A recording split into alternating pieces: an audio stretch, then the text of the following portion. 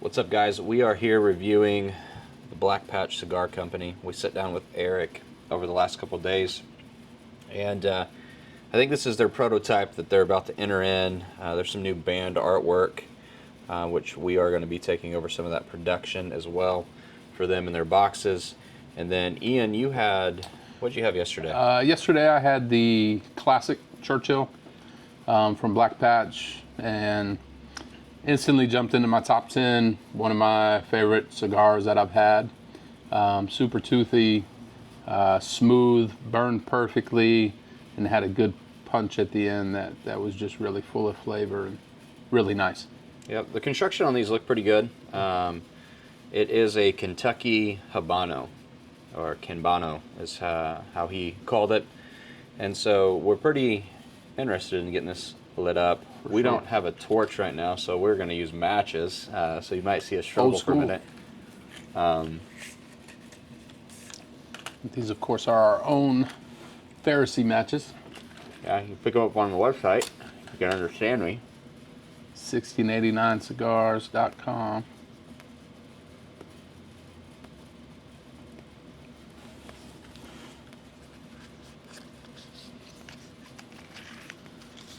So what's your first take on that first draw? Man, very strong.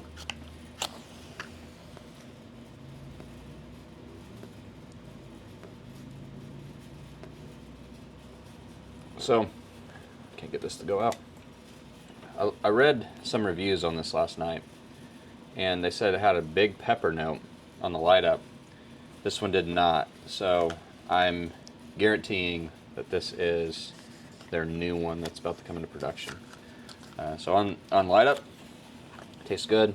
It has that Habano kind of fatty taste to it. I don't really have any other kind of taste notes at the moment, but as we go through, we'll find those notes.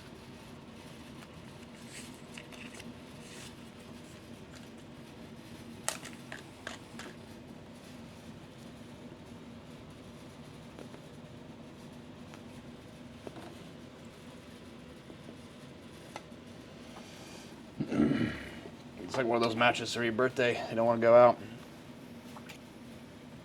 Okay, there it goes. Go out. Yeah, pretty solid stick on light up. Something new I haven't had, so I haven't had a Kentucky Habano. Yeah. You know, so. It's definitely an interesting mix. This one, quite a bit earthier than yesterday, to contrast it to the classic. Quite a bit earthier, certainly still toothy. As I burn this ash a little bit, I will show it to the camera, but they have those little pockets of oil that give it that real toothy look to it. And again, super smooth, just a different flavor profile, as it's just more earthy. Yeah, a couple retro hells just on. I mean, you can always tell tobacco's good tobacco when it's not burning like black. It just means it's young tobacco. This is a little bit newer, I would say, newer in the age. Maybe older, I don't know. Not too sure there. Yeah. So, why are we smoking these Black Patches today? Well, we met with the guys yesterday, the owner of Black Patch, and they are most definitely looking to come on as one of 1689's blends and brands. They are a Kentucky-based cigar company, like we are, and they're coming from the Black Patch of Kentucky. There's a lot of history there. 1689 is going to do a cigar called the Night Rider and the Hillbilly. Two different ones, probably super dark Maduros with some English tobacco in there, just because it's ode to history. If you don't know who the Night Riders are or the Hillbillies back in the tobacco wars, you definitely need to look them up. There's obviously things that everybody would disagree with in both camps, but it is Kentucky's history right here in Hopkinsville. Yeah. Well, and that's one of the things we want to do, is we want to pay homage to the history of the Black Patch in which we are currently residing. I know this is special to you and your wife? As you guys have done a lot of research here, what's some of the things that you can tell us kind of about that time?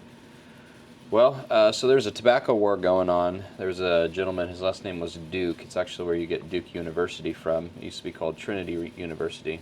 But Mr. Duke gave a lot of money, and he said, I'm going to give this money to this college, but you have to rename it after me. So it's where you get Duke University, and that's why they're called the Blue Devils, because the guy renamed it. I didn't know that. I don't know if it's the Blue Devils. I just made that up. No, it is the Blue Devils. Yeah, but okay. Yeah, I don't know if, So it was Trinity. Now it's Duke. So that's interesting. The Blue Devils. So he monopolized the tobacco industry in Kentucky, and basically the farmers were raising their crop at a loss, and so the farmers did something that every American typically does when they have an unjust tax: is they rebelled, and they fought back the farmers, or they fought back this guy named Duke.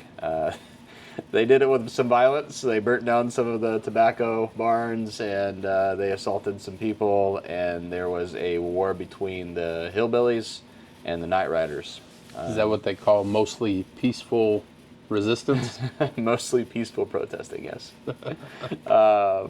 So the hillbillies were with Duke. The night riders, you get the name. They rode in the night, and then they burnt down buildings, tobacco buildings, and eventually what happened was Duke gave in and sold their tobacco crop at a higher rate, so the farmers could then grow tobacco and take care of their land. So their protesting did work, but it was at a cost of really devastating the tobacco crop in this area of Kentucky.